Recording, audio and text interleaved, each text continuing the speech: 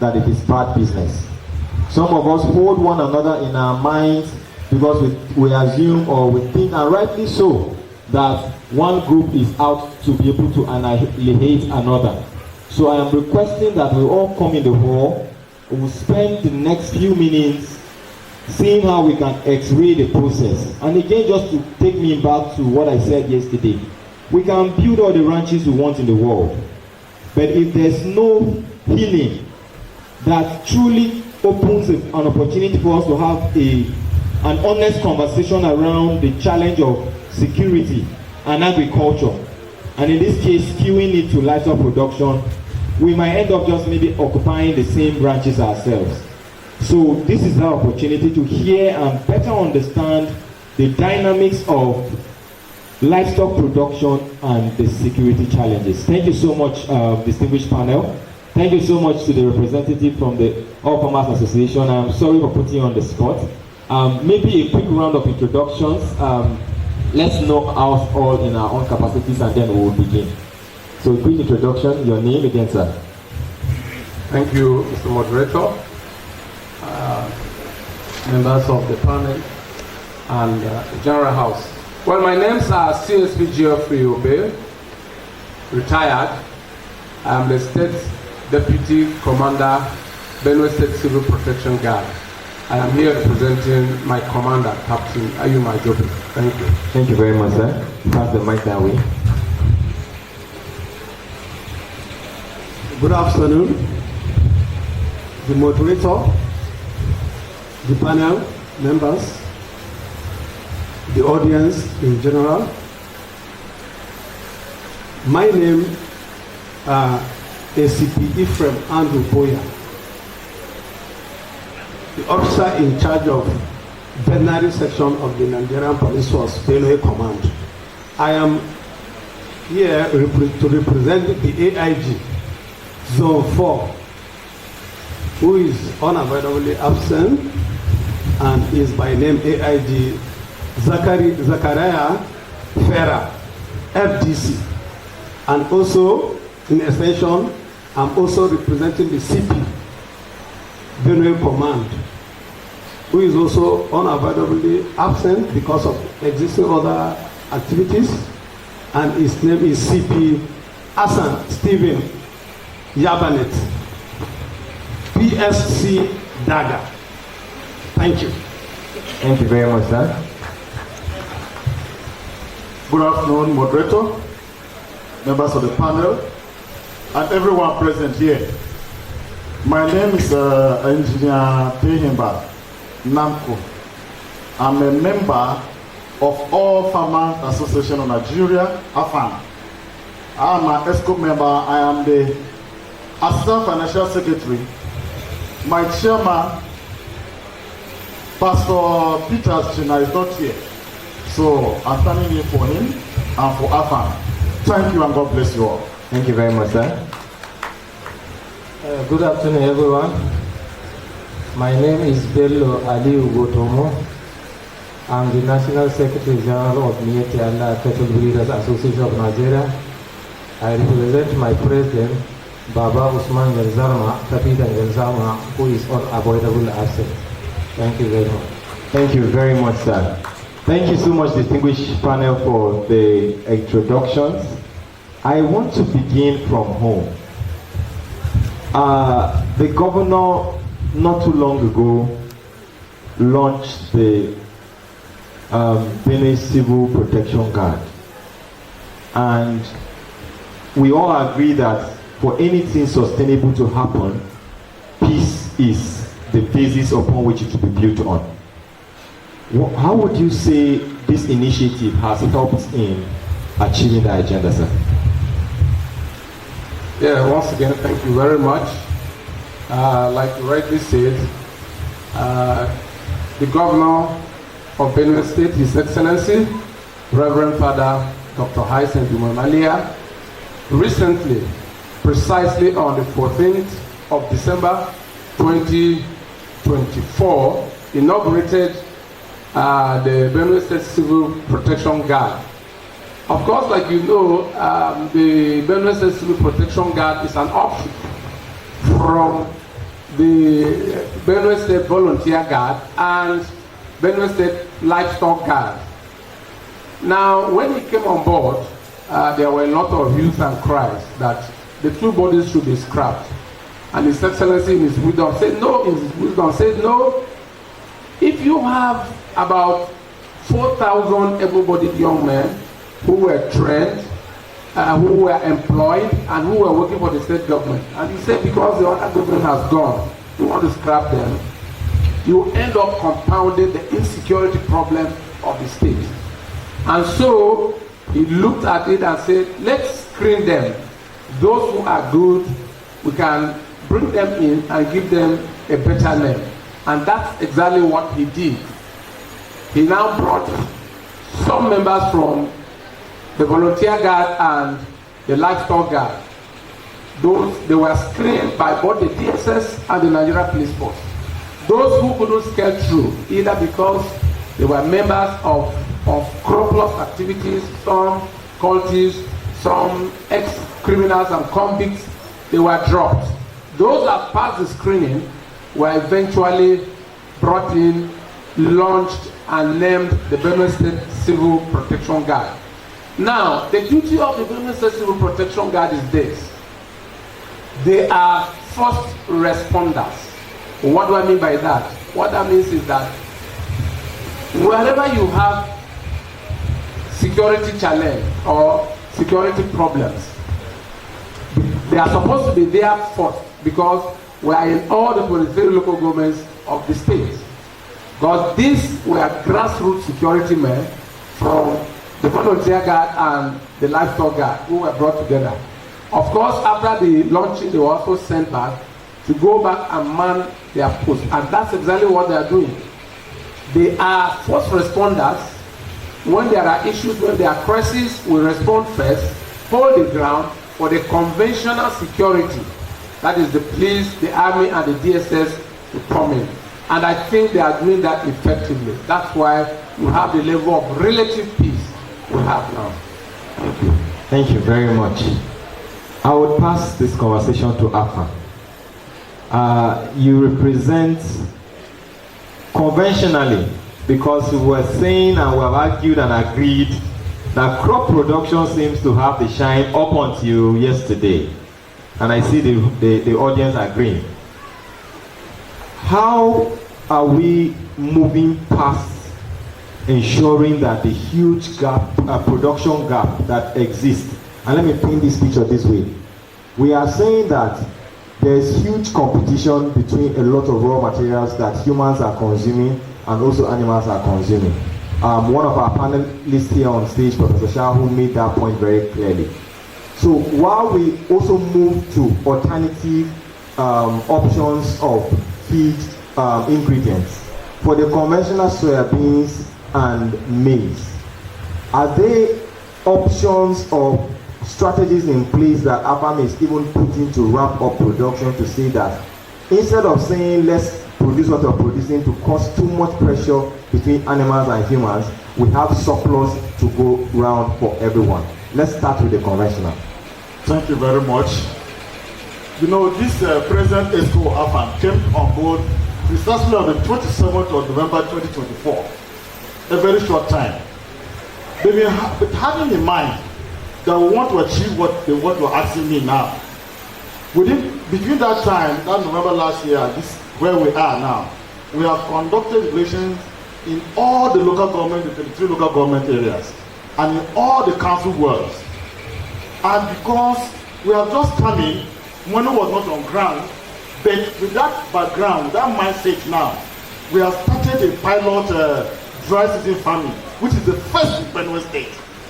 And the governor sent a representative, the Commissioner of Agriculture, he was there, and some other personalities were there too.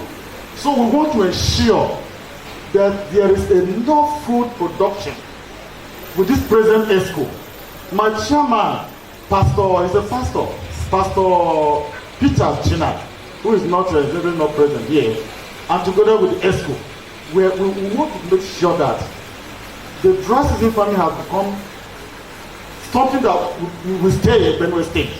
We don't have to wait until during the season we plant. At the end of it, then we'll go back and see. And we do both the dry season farming and then the wet season farming. And with so many other programs, last week we were on Radio Benue, on Thursday precisely. And a lot of questions were asked. I believe some of you listened to that. With a lot of challenges, we are very, very optimistic that with the new ESCO of AFAN on board, we are going to have enough for both the human consumption and for animal feed. You rest assured, if after a period of time, and we don't have what I'm saying here now, you can hold me responsible that you won't say this kind of thing. Thank you very much. On the question of holding you responsible, you are cited by an officer of the law and two behind you, so I will not even need to be the one to hold you responsible.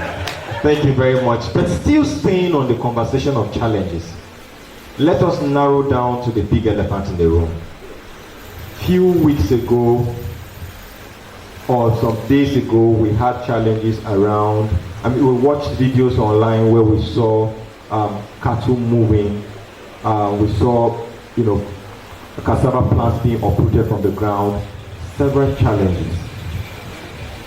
How are you looking at this as a way of navigating? Do you think there's any role AFAM can play?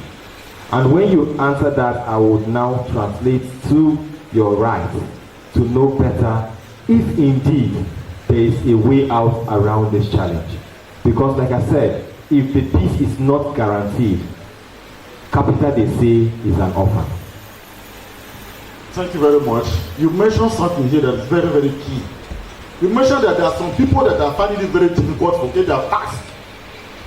When you hold on to your past, it becomes very difficult for you to move forward. Or you are trying to move forward looking at the past. No matter what the narrative has been, or the scenario has been, AFAM Benue State Chapter has decided to move forward. Nothing is going to stop us. That is number one. Secondly, what the governor is trying to do is very, very key. He is putting into place the apparatus, like one of the panel members have said here, to make sure that there is security in the state. We, on our own part, we have gone to where we have our pilot farm is at Guma local government after Guma River, and we invited the committee members. We invited the commander of this new operation. Remind me of it, the name. Ayanoa. And we ourselves have decided to work on that. We are a security to each other. He assured us, and we are working. The community, Jeffma was there, and all the traditional veterinarians were there also. They said they would do their own part. And even the Fulanis, we invited them for a discussion through the Director General of Livestock. Although we didn't meet all at the same time, because our discussions are going on. We feel these are the ways where we can do this to each other. We continue with farming. I am very optimistic. Now I'm a positive thinker. That the effort that His Excellency the Governor of Benue State, Dr. Hassan Domemania, is putting in place with what we are doing, with what the security agencies are doing now, there is going to be a change and a serious change. You know, all these things start with just a one heart. Even if all members of AFAN, Benue State chapter, are not willing, I'm the one person that is willing. And by virtue of that, they are going to contact that vision. But thank God that all of us have decided that we are working towards it. In a short time, I'm very, very sure that Benue State is going to be transformed. The peace that was not experienced before is going to be experienced in Benue State. Amen. Whether you like it or not, it's not by their power, but by the power of God. And people that decide to hold on to their past, they will be there. I'll go and live there. By the time they are coming back now, they will be very, very far away from us. But eventually they are coming to be part of it. Thank you very much, sir. Please pass the mic to your right. Thank you so much for gracing our engagement here. Welcome to Benue State. Listening to the Honorable Minister yesterday, he spoke fondly about his history and experience with Benue State. Despite the challenges of the livestock sector, northern Nigeria is to be thanked for the supply of cattle or beef across Nigeria. Lagos State alone consumes over 2,000 heads of cattle on a daily basis based on the data that they provided. Now, we cannot also avoid or run from the fact that there's a huge level of distrust amongst most Nigerians and the Fulanis who are by heritage largely herders. In Benue precisely, there is a narrative that has been built over time that the Fulani man wants to take over Benue State. So is that true? Good afternoon, everyone. Thank you very much, Mr. Moderator. The fact that I'm in Benue now, I'm feeling like a king. Because I know cheap people, they are my servants. Because they always like eating meat, and I always produce meat. So we have to be together, isn't it? They eat meat, I produce meat. Because of that, we have to be together. It is in the same vein that a farmer and a cattle rearer or a pastoralist must live in harmony, in peace, for any country to progress. Gentlemen and ladies, the fact is that pastoralism is a way of life of some individuals in Nigeria and other West African countries. A lot of tradition and cultures are attached to it, which cannot be overthrown overnight. It has to be gradual. It's a gradual process. The fact that we cannot throw away our hoes and axes and embark on modern agriculture using tractors and other agricultural implements overnight. The same way we cannot throw away pastoralism, nomadic transhumance, all of them, we have to do them gradually. We are all living witnesses. Development has taken place. In 1960, when we had the independence, the population was about 56 million and it's now over 200 billion. Just consider the population growth alone. Talk less of the industrialization and what have you. All these things, they have to be done on a single land that does not expand.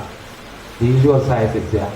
So it is our duty, the farmers, the pastoralists, the community leaders, on all of us, to make sure that we talk, we talk and stay together and wind out our issues and ensure that we deal with them in the way that we move forward, not backward. We cannot say that we are going to stay, or we cannot say that the way we live in 1960s, it is going to be the same way we live in 2025. It has to be different. So the fact that everything goes with development and modernization, we pastoralists are ready to move towards the modern way of livestock production. As the minister and the governor have said, but all of us have to agree with each other. A lot of these challenges you see in the country, they are manufactured by some individuals to achieve their own selfish ends. In 1965, we have grazing reserve laws which established 415 or 17 grazing reserves. We have many forest reserves. We have many game reserves in the country. Despite the fact of all this, we also have vast land for agriculture.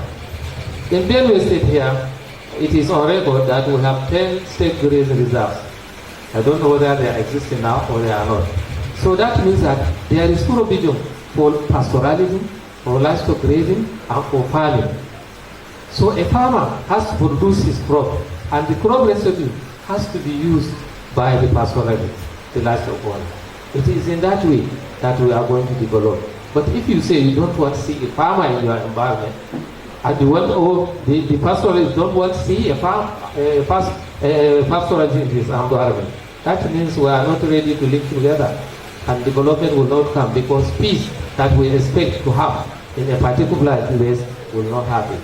And peace is a key for every development. Peaceful coexistence must be available before we have any meaningful development. The current challenges that are being faced by us in the country, not only in Benue, the cattle wrestling issue, the kidnappings and the rest, there are serious challenges. And it's a collective responsibility for all of us to ensure that we fight these insecurity issues. Get those that are in the cattle wrestling, those are in kidnapping and rest aspect of the kidnapping, try and get them. Because if you didn't get them, they are part of us. Some of us are people, but we still suffer. We are worse affected by all these criminalities. Consider the number of animals being arrested. Consider the number of animals being sold daily to get our people back from to pay ransom for the compensation. How many people lost their lives? So these criminals, we have to cooperate and fight them so that we get an enabling environment where the development we are expecting, or the governor and the minister have said, will be ready maybe in the near future. So it is our responsibility, all of us, to ensure that security is maintained, because if security is maintained, we will all live in harmony. And at our level, we are already trying to ensure that our people are fully mobilized on how to live with the host communities, how to travel, how to go a long way in ensuring that they know a particular community where they will live, and they have to see the community leaders before they start doing anything. They should not enter farmlands and destroy farmlands, and if such things happen, dialogue should be entertained in doing that. We have traditional ways of solving those disputes. Those traditional ways exist. Our traditional rural and community leaders knows how to deal with those issues. So we should embark on those traditional ways of solving the issues before we go into litigation. So ladies and gentlemen, I hope with the creation of the Federal Ministry of Livestock and this summit we are seeing for the first time, because we are very happy. That's why we come all the way from Abuja to represent our people at this summit, because we are sure that the governor and people of Benue State are willing to embrace peace, and they are also willing to live in peace and harmony with our pastoralists wherever they be. So with time, we are going to ensure that all pastoralists, cattle owners, are registered. They have their identity.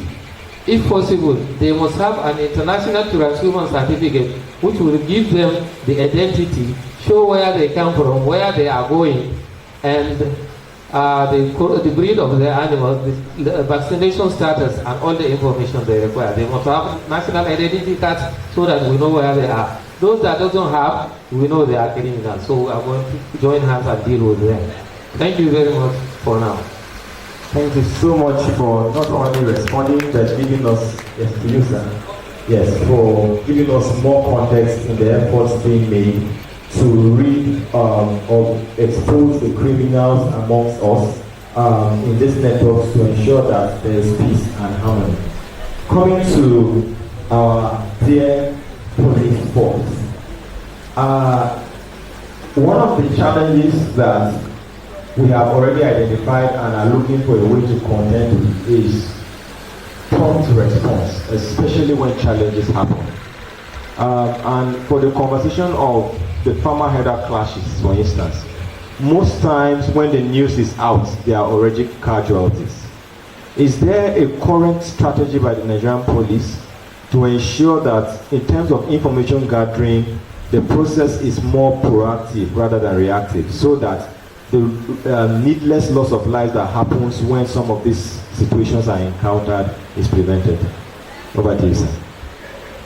Okay, thank you, moderator, and thank you for your contributions. Okay, the Nigerian police force, as we all know, is in charge with internal security. Being in charge of internal security is the sole responsibility of the police. And the police are supposed to protect what? Life and property. And there are hierarchies from the IGP, the Assistant Inspector General of Police, the CPs down the ladder. The police are saddled with different departments in order that they will respond promptly in aspect of insecurity. Departments such as State Intelligence Bureau, that has to do with information gathering, then the CID department, that has to do with Criminal Intelligence Department, where informations are being sought by the security architectures in order to respond promptly to those challenges that may be militating against ease of doing what? Business. From time immemorial, time back, Nigeria had a system in such a way that there were cattle routes designated in different directions of this country, whereby the herders and the nomadics can be able to graze and go about their business. Whereas the society also are embedded with different people. Some are farmers, some are business-oriented people. The farmers has their own plots of lands. But the challenges that existed as life goes on were the encroachment of the cattle route. And that has brought a lot of challenges whereby these activities of conflict emanate from. In the sense that there will be farmers, herders clashes. And you know, as he said, there are others who also travel all the way from neighboring countries in search of what? Greener pastures for their cattle. And as much as these are continuing, currently the police force are saddled with that responsibility of ensuring that they prevent or they nip the problem at the bud. So because of those security architecture that are strategized everywhere in the country, even not only in Benue State. So the prompt rendition of information brings about early response that will now prevent the escalation of these challenges that we are facing between herders and farmers clashes. Aside from that, there are also challenges that arises from the community, even within that intra-community, where they have challenges that has to do with land dispute and so many other challenges. So the police and other sister agencies, such like the army, that's the military, the civil defense, then the DSS, also the state created livestock guard and civil defense, as my senior citizen mentioned. These are the strategies in order to curb or nip the problem at the bud. But notwithstanding, you cannot be able to cover this situation within the short space of time, because this thing occurs like at a twinkle of an eye. It comes, and before you respond, the damage is done. The only thing that the police will now do, and the other security agency, is to ensure that it has been controlled. Let's say controlled. Then damage control comes in, and so many other things, so that they will restore now peace and peace and unity within the community. Even the farmer herder clashes are now being controlled. I think these are the way the security challenges are being curbed. And in addition, again, as the society also grows, also rate of criminality continue growing. And also, as he has said, the Fulani produce, or the farmers the herders produce the protein. And everybody, there's nobody here that will say he doesn't like protein. You understand? That's why the interaction between the farmers and the herders must continue. But the only thing that requires to be done is to ensure that, yes, this thing is stopped at the barest minimal level. That's why you see the federal government and the state government, the local government are involved in so many strategies like creating the ranch so that they may have designated ranches. That's the preventive measures they are also trying to use in curbing all these menaces, because I call it menaces. It has become a challenge that even the farmers, after cultivation, they have challenges when the herders and the nomadics comes around. They now encroach into those farms and even cause malicious damages to all those crops. So with all these measures being garnered around, and also there are also other aspects of cybercrime also that the government are also putting into place. I think there is also an AI system of security, artificial intelligence, whereby even the force have all these measures in whereby they can be able to telescope and be able to pinpoint where these challenges are existing, so that they can even monitor all the movement and activities both from the farmers and also the herders. I believe I've lent credence to your question to the best of my ability. Thank you. Absolutely, and it is our prayer that all of this is cascaded as fast as possible to the grassroots, so that our people and the rural communities would be the maximum beneficiaries. We are running short of time and we want to wrap up under 2 to 3 minutes. But I want, yes. Okay, sorry to have come back again.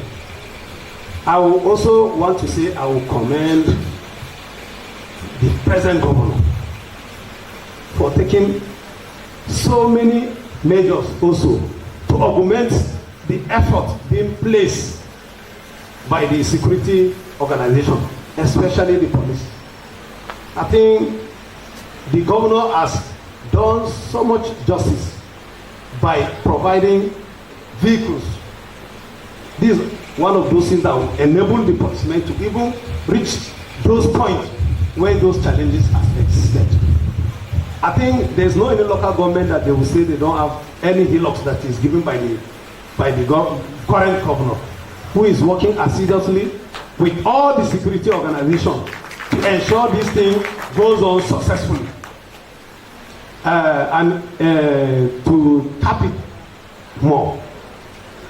I think the AIG and the CP, I think since I came to this Benue State, I've spent close to 6 years here. I have seen so many CPs come and go. Some retired, some go to another states. But I must really commend the effort of the current CP and the AIG in the aspect of making sure that everybody goes about his business successfully. There was a time last year, I think there was a crisis in Zakibia. My CP and other security agencies like the military and other DSS, all of them moved to Zakibia, and they slept there for 5 days in order to restore what? Peace and order in the locality where they were existing. Is it not a good thing? I think it's before the police comes, the damage has been done, but we try to curb and control the one that has existed and try to prevent further escalation of those menaces in the society. I think this gives you. Thank you so much for that validation. So 2 quick questions, 15 seconds, straight to the point. I have one hand there, I have another. 2 quick questions, straight to the point. And if it is a general question, anybody on the panel will respond. If you're directing, you call the person by name, and then we'll wrap up. I am so sorry, I cannot take everyone, just 2. Thank you.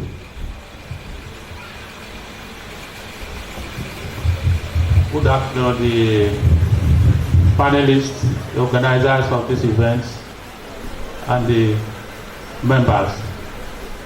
My name is Sadona Kochi. I am from West Local Government, Benue State.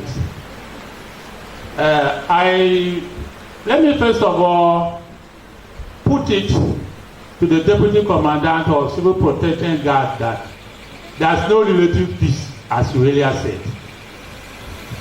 And then I have two questions. One, for the Meatia Allah Secretary General, I appreciate your presence here. And then the other, to the representative of the Commissioner of Police. To the Meatia Allah cattle breeders. Let me ask this question. Why is it near impossible for rural dwellers to live with the herders?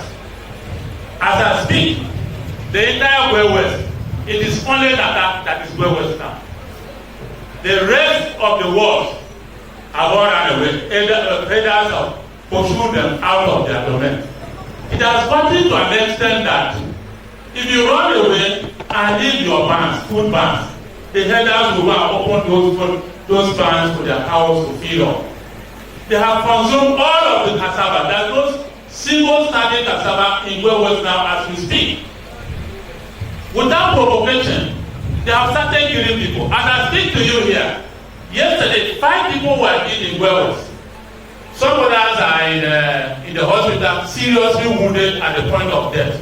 In the last 1 week, more than 10 people have been killed. The entire rural people, dwellers, have all moved to Naka.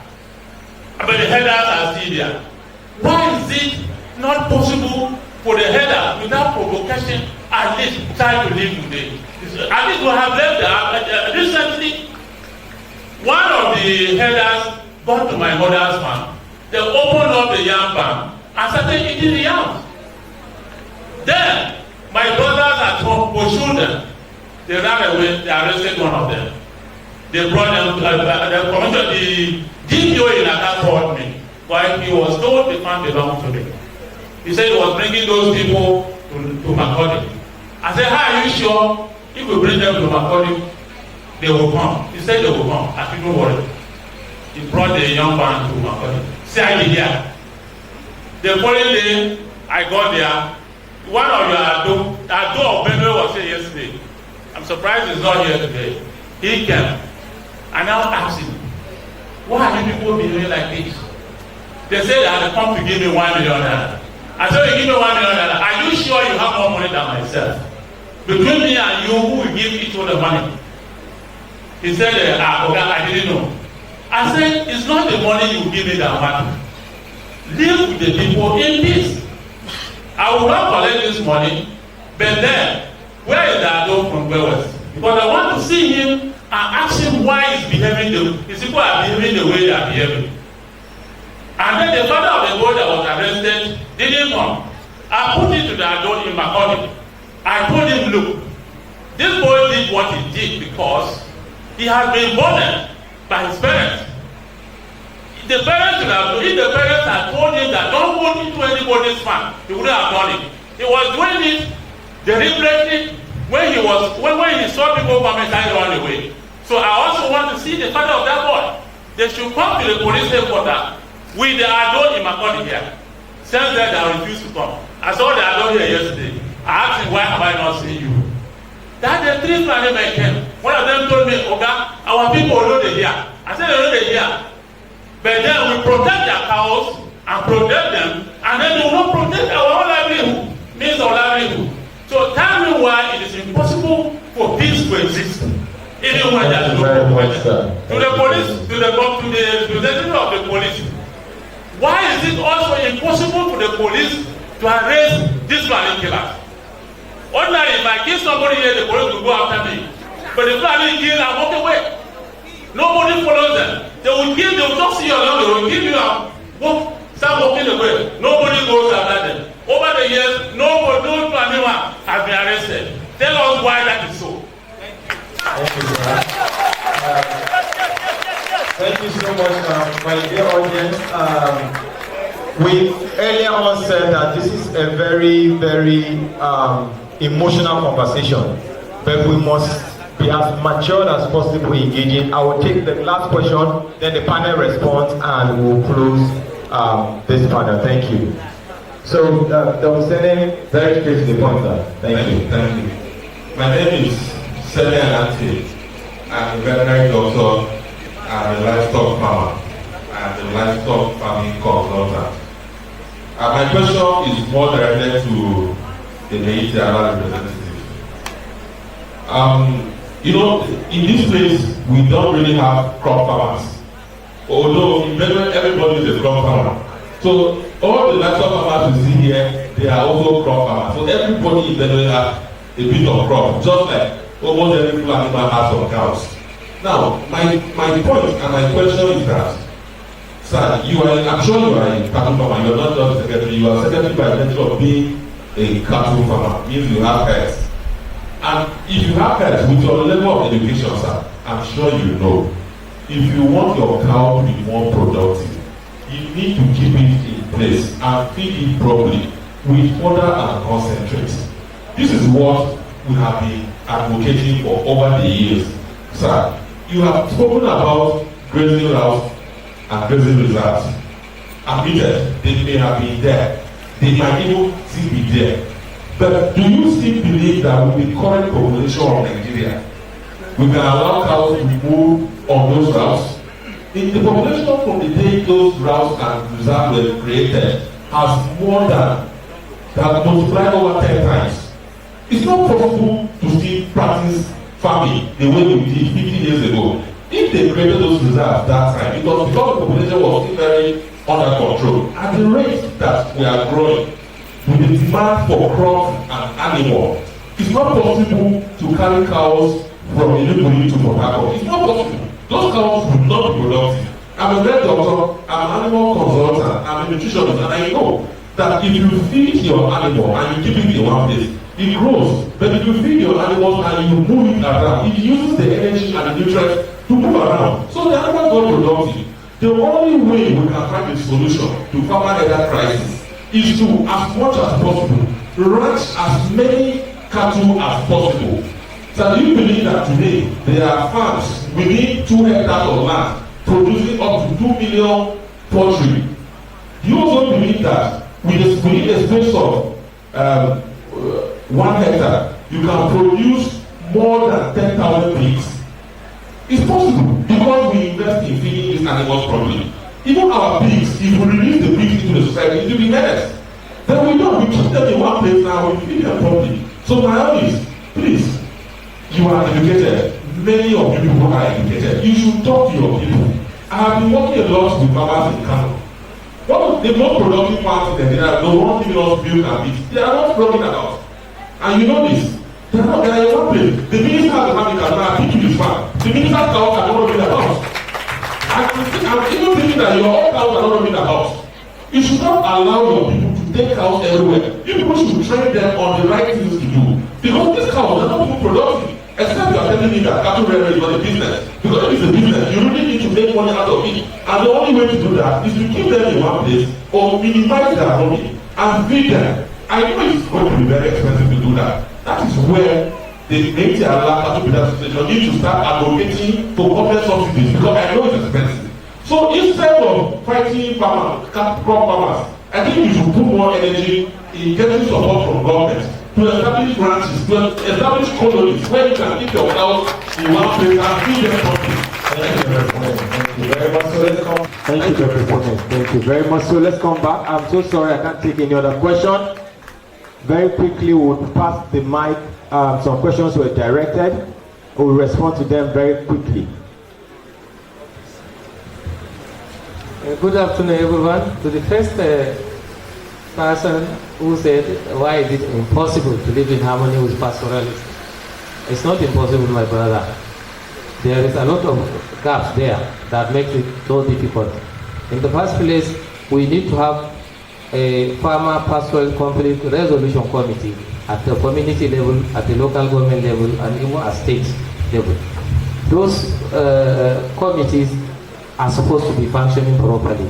And the committees should include the leaders of pastoralists, the leaders of farmers, community leaders, security agents, and officials of the local government. And the same way, up to they may even include the judiciary representative, so that we do things right. So it is not impossible. It is the way we live with our brothers. We establish a specific natural headness among us. That is what brought it. Another aspect of it, some of our people, is true, they move with arms. Where do they get them? Are they manufactured in pastoral settlements or in villages? They are not. So people are now moving with a lot of arms, a lot of drugs. Some people are becoming very serious. But all those things, if we stay with our leaders, you will meet with them, a lot of dialogues, all those things will be solved. As you said, the head of the ROs, our state chairman is not here. He just he told me that he's going to settle another issue. Some animals were arrested and there were some community leaders. So I asked him if he's free to go because it's an important. So dialogue is the most important thing. And you have already done the right thing by asking those people to bring that boy to the state CID, and that is where the case will be treated better. So I believe your case will be solved, and I want to assure you that we are orienting our people to make sure that they keep their animal where they are supposed to keep them. They should not go into, we don't encourage anybody, and we don't want anybody to go and destroy anybody's farm. They are all part of the asset of the nation. If you produce cassava, you are going to say it is going to be used by the public, not only you. The same thing, the cattle. If you sell your cattle now into the single cow in the market, many people will benefit from it. Even if before it goes to the abattoir, before it is subjected to this antimonium and the post-mortem, a lot of people benefit from it. The selling agents, so many of them, and the officials of the local government. And the same way, up to they may even include the judiciary representative, so that we do things right. So it is not impossible. It is the way we live with our brothers. We establish a specific natural headness among us. That is what brought it. Another aspect of it, some of our people, is true, they move with arms. Where do they get them? Are they manufactured in pastoral settlements or in villages? They are not. So people are now moving with a lot of arms, a lot of drugs. Some people are becoming very serious. But all those things, if we stay with our leaders, you will meet with them, a lot of dialogues, all those things will be solved. As you said, the head of the ROs, our state chairman is not here. He just he told me that he's going to settle another issue. Some animals were arrested and there were some community leaders. So I asked him if he's free to go because it's an important. So dialogue is the most important thing. And you have already done the right thing by asking those people to bring that boy to the state CID, and that is where the case will be treated better. So I believe your case will be solved, and I want to assure you that we are orienting our people to make sure that they keep their animal where they are supposed to keep them. They should not go into, we don't encourage anybody, and we don't want anybody to go and destroy anybody's farm. They are all part of the asset of the nation. If you produce cassava, you are going to say it is going to be used by the public, not only you. The same thing, the cattle. If you sell your cattle now into the single cow in the market, many people will benefit from it. Even before it goes to the abattoir, before it is subjected to this antimonium and the post-mortem, a lot of people benefit from it. The selling agents, so many of them. So it's not impossible, it's possible. It is our attitude, we have to change. And our own part, we are doing our best to ensure that our people are hospitable, they relate properly with their host communities, and they should also ensure that they reduce the number of their animals so that they can manage them in a small area of land. And they should liaise with the veterinary officials to ensure that they have the knowledge that they will the knowledge of change or how they will reduce their herd, the size of the herd. Thank you very much. And my brother there, the aspect of ranching, you are saying we are not opposed of ranching. But the fact is that the ranching is a capital expensive thing. And surely, since it was started here in Benue, how many ranches were established that we expect cattle rearers to come and settle there properly? Even private ranches, how many are there? They are not there. The government has to give a level playing ground, give all support, bring everything on the ground, that is when our people will be ready to settle for ranching. But the ranching is a very good thing, but it has to suit our own peculiarities. It has to suit our own model. We cannot bring ranching from Netherlands or from Brazil and expect it overnight work here. We are also tired of taking our animals from Borno to Port Harcourt, from Sokoto to Lagos. It's not good, we know it. It is posed with a lot of challenges.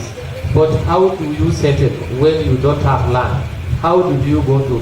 That is why I told you we are doing a lot. We are liaising with a lot of stakeholders, especially now the Federal Ministry of Livestock, to ensure that our people settle at least in the grazing reserve that we have. And the required infrastructure should have to be provided there. Water, veterinary facilities, access market, dairy equipments, and so on. We need all those things. Markets. 250 trucks of animals are loaded daily from northern Nigeria to Lagos alone. And I think we don't need to ignore that as a contribution from pastoralists. We own 95% of animals in the country. So we are contributing a lot. But there is a lot of neglect. In 65 years, we have not, the budget for livestock in the Federal Ministry of Agriculture and all other ministries of agriculture in the state is very, very negligible. So the sector has been neglected for long, and that is why we are answering a lot of questions on that. But now I think most of the governments are now aware, and they are growing in a way that we are going to absorb the people. They are no longer going to be neglected. We educate them, we absorb them, we live together with them so that progress will be made. Thank you very much. Thank you very much. Good afternoon once more. Okay. In response to your question, I want to know your position from where west, as you have said. Earlier said, I don't know, are you a chairman or just you are a dweller in where west? I wanted to know that in particular, whether you have a particular role you play there. Secondly, you made mention about someone you said Ado. The Ado, is it a Fulani man? Ado, yeah, Ado. Okay, yes, it's Ado. Okay. You see, based on what you have said, why is it that the police could not go and arrest those perpetrators of those heinous crimes? Isn't it? Yes. As you have seen, the more the security organization strategize, all the criminal elements they also strategize. And as you have mentioned, you said the DPO of where what? West. You people were able to contact him.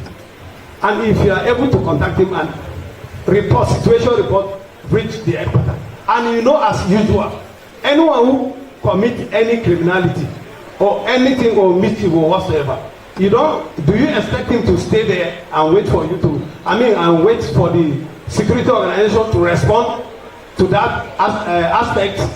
No. The best thing that the society or the state and the security organization are doing is to have a very formidable force in order to curb those situations, so that, as I mentioned earlier, to nip it at the bud. That's why you see there was a creation of what I think there was something you said. Yeah, is it IMO? The lion has landed. Is it? I don't know. There was a task force that was formed, something like that. I cannot pronounce the name. IMO. You understand? And these are the measures that are being used as a strike force against such occurrences. And as the chairman Mieti Allah said, most these rearers also, when they are moving, they are not just moving like that. They also arm themselves. Before you reach them, you must fight a battle. And even the security organization are also suffering casualties. I believe you are all aware. The police and the other security agents are leaving no stone unturned in order to to reach or apprehend all the perpetrators of this heinous crime. I think I should have done much or little to my best of my ability. You said arrest. If the DPO is there, he reported, and yeah, I mean you said you went to the DPO. You didn't. That's why. That I told you. Wait, what I told you is, and you have been reporting those promptly to the right channel. And the effort has been made in order to apprehend those people. That's why you have all these task forces around. Thank you. Okay, thank you so much. Thank you. So, under 1 minute, if you can respond quickly. Please, one house, may I request, the panel is put together so that we are able to express ourselves. I think this is also a way forward. I'm only requesting that we respect the audience, and I mean the panel, and listen to them. It doesn't matter at this point in terms of how we argue it, but the most important thing is how are we making progress. So please, let's get a final response, and then we'll close this panel. We will not exhaust all issues, but surely it will be recorded that this did not miss discussion at the Benue Livestock Summit. Very quickly, sir. Thank you very much, Mr. Moderator. Please, the audience and the man that asked that question, I can appreciate your feeling, the strong feelings you have about the unwanted killings in Benue West, in Buma, and a whole lot of other places. It is not anybody's take that this should happen. List of it, the Nigeria Police or the Civil Protection Guard. The truth is, the police and the other security agencies are doing their best within the available resources and capabilities that they have. And that is why you are attested to the fact that those pastoralists that went to eat your yams or yam bands, one of them was arrested and handed over to the police. I'm happy you didn't say the police released him. From Benue West, he was investigated or interrogated and then brought to the state CID. And the state CID also kept him until you came, and I think negotiation is ongoing. The problem is this: the kind of security challenge we are facing is more or less like a guerrilla warfare. The pastoralists, the Fulanis are not static. You don't know where they live. They come from nowhere. Either they eat your crops, hit you, kill, and disappear. But of course, I can assure you and I can tell you that a lot of them are being arrested. Some, well, alternative dispute resolution is brought in to resolve such matters, and then they are let off the hook, or they are charged to court. Sometimes they are convicted. I don't have the statistics, but I can assure you that a lot of arrests have been made. Sometimes they are charged to court and even convicted. The statistics are there. You may not have them, but I'm telling you. So, the Nigerian Police Force, in conjunction with other security agencies, are doing their level best. It's just that the kind of security challenge we have is that of a guerrilla warfare. So it's difficult reaching them. Let me say a few words, particularly based on what the representative of the Miyetti Allah said. There are levels of conflict resolution, like he said, committees made up of the Fulanis, the locals, the chiefs, and the security agencies. The problem is, I think Miyetti Allah and these people need to do more to educate their people, because sometimes they prove very, very stubborn. If they commit some of these atrocities, sometimes they are picked up, you talk to them, you advise them, you resolve it, they go back and they do exactly the same thing. Like somebody said, it is difficult to change people or a system. Once people are used to doing a thing, they find it difficult. Even when that thing that they want to change to is beneficial to them, They would rather say, let's remain where we are. People resist a lot of change. Otherwise, and that is why I say they need to do more. People are advocating that the best form of animal husbandry is ranching. It is the best global practice. So I don't know why it is difficult. My take is that the Fulanis are not even ready to key in. In Benue State, we have ranches. We have them in Ikogen. We have them in Zosi. But when you talk to them and tell them, please, let's go ranching, they keep on asking, where do you have the facilities? If you don't key in, government will not put money there. I'm aware, His Excellency was here yesterday, and he mentioned a number of ranches in Benue State. He mentioned about 4. They are existing. He is ready to fund it. At this point, ready to go there, rather, they want to graze their cattle openly. Please, there is no way farming and open grazing will cohabit, that there won't be conflict. The conflict will be there because both of them are doing business. The grazers will graze their animals, will stray into the farm and eat the farmer's crops. Of course, the farmer won't like it, he won't take it low.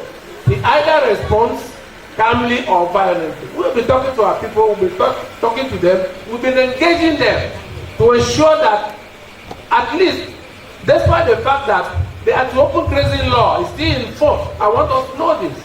It is still in force. It is just because of this concept that we want to live peacefully that His Excellency is advocating for a non-kinetic approach. He is advocating for dialogue, for persuasion, for peace, for understanding. It is not a sign of weakness. If today we decide that we will enforce it openly, we will do it. And what used to happen before now, in previous regimes, is going to come into play. But the governor is a bit, of course you know, he's a man of God, he's a reverend father. He wouldn't want conflict. When we came on board initially, and then we were in livestock guard. Sometimes here and there, the cattle are arrested. Sometimes even by the military, they give them to us. We ensure that no cow is lost. We account for them. When they come, they see the same cow, go and pay to DRS, come and collect their money. But we know, their cows. But we know that when that happens, sometimes they go back and attack our people. And His Excellency said, look, no amount of revenue is worth a Benue man's or woman's blood. And so he said, let's go dialogue. Let us go non-kinetic. But I think the pastoralists are not ready to key in. I think their leaders need to do more. They need to talk to them. They need to educate them and let them know that for us to live peacefully, your rights stop where another person's rights begin. So you are right to go open grazing, stop where you go and start destroying or eating somebody's crop. I think they need to understand that. Because like he rightly said, when you had cattle routes and then grazing reserves, the population was not as much as we are now. He said then we were about 56 million or thereabout. Today we have a population of over 200 million. Land is not expanding. So land is not expanding, population is increasing. So how do you graze on those same routes? It's practically impossible. We need to understand it. Or else this crisis will continue. But I know that the security agencies are doing their best, talking to both the farmers and the headers to ensure that peace exists, to ensure that we cohabit peacefully. All we need to do is patience and understanding with ourselves. And I'm sure with a lot of education and advocacy, and I think this is one of them.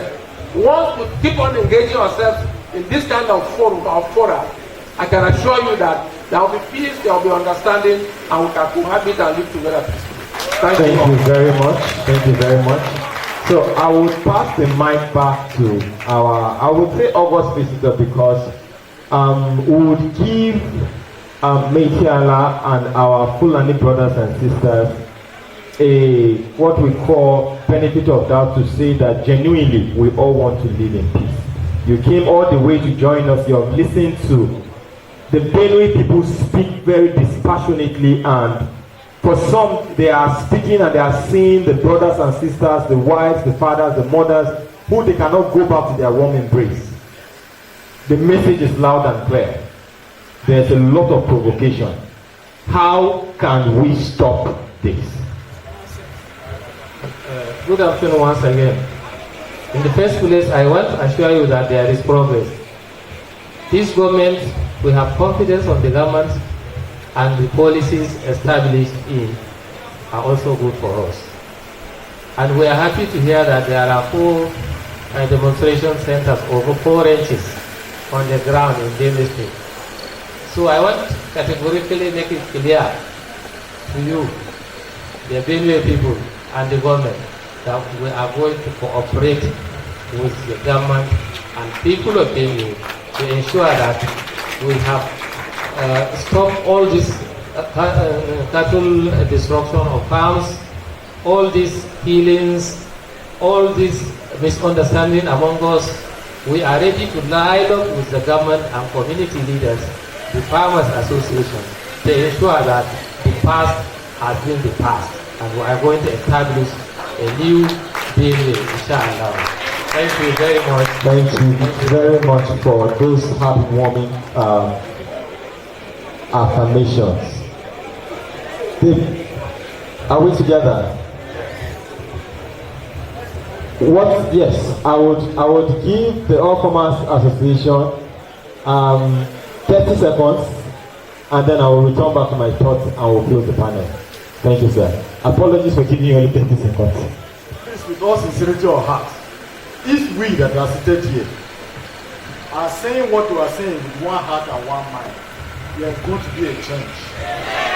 As for me, what the chairman of Meatiala is saying, I believe it, and I hold on to it, and something positive will come out of it. Even you are saying that you are making this proclamation. If you have 2 hearts and you want to go back and do something contrary, you will see the repercussion. You can't come and sit us here and they make a caricature of us. I am telling you, you are going to watch and see. You are saying that you are going to be people and there's going to be peace. We are agreeing. And that peace must come. But in case you do something contrary, the repercussion will not be there. Let us believe what you are saying. And let us also do what you are doing with oneness of heart, so that peace will come to Benue State. This is what we are here for. Absolutely. I thank you very much. Somebody opined that let this summit be an annual one. It will be. God, you are the spirit. God bless you. See, we that are here now are participating. Let us also believe that peace will come. Amen. The governor he mentioned is a man of peace and he's bringing this thing. I have decided, so peace will actually come. And will come, everything will be good. Thank you very much. Thank you very much. I was going to say that the lunch pack you had yesterday and today had either chicken or beef in it. And then it had rice.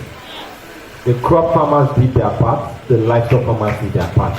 There is no better union, and all of them met in the middle belt. I want to assure us all that if we move forward as we have agreed here in oneness, like Abraham Lincoln said at the time when the Civil War came to an end, no amount of sacrifices or money would have replaced the millions of people that had died trying to keep the United States of America together. But the responsibility that we attempt to pay that debt is our consciousness in ensuring that the mistakes that led to such an unfortunate tragedy does not happen. I had the pleasure of visiting Rwanda 2 years ago, and as they were taking us through the genocide and how many people died, the tour guide said something, that we had an unfortunate history that we cannot erase, but we are under commitment and mandate to ensure at all costs that it never happens again. I hope that that is the kind of reassurance that we're making today, to ensure that for livestock production, as we imagine it, it must be done at the foundation of peace. And anyone who tries to challenge or undermine that righteousness will meet the collective wrath of the Benue people. Thank you so much for this panel. Thank you for contributing. we are going to move forward and we are going to take Benue State forward. Thank you so much, photographers. Let's have a joint photograph. We are going to take one final panel after 5 minutes break, and the communique will be brought, and then we will wrap up. Camera. Another round of applause for the panelists as well as the moderator of the panel session for the amazing job they just did. I don't think you realize what has just happened this afternoon, ladies and gentlemen. We just had a very difficult conversation. And out of that conversation came very, very fruitful produce and resolutions. A round of applause to the panelists once more for having that difficult conversation and charting a way forward to resolving that issue that the entire state is now suffering. Thank you so much. So there is an important announcement. I think we hold hands across. Yeah, please let's hold hands across. Yes, the panelists, please. All right, all the panelists are holding hands. Let's get that legendary picture that will last a lifetime. This is history. This is history. Made on stage right now. Can we please put our hands together? Just beautiful, ladies and Can we please put our hands together for history? You can just raise the hands you're holding together. You can just raise them very quickly. Can we raise the hands? Yes. Beautiful. That's amazing. That's amazing. Thank you. Thank you. Thank you. Thank you. DJ, you are in the If you want, you can just hold the hands like that and be going to your seat. Yes, please. Just there's an announcement very quickly to the key players that gave their names earlier to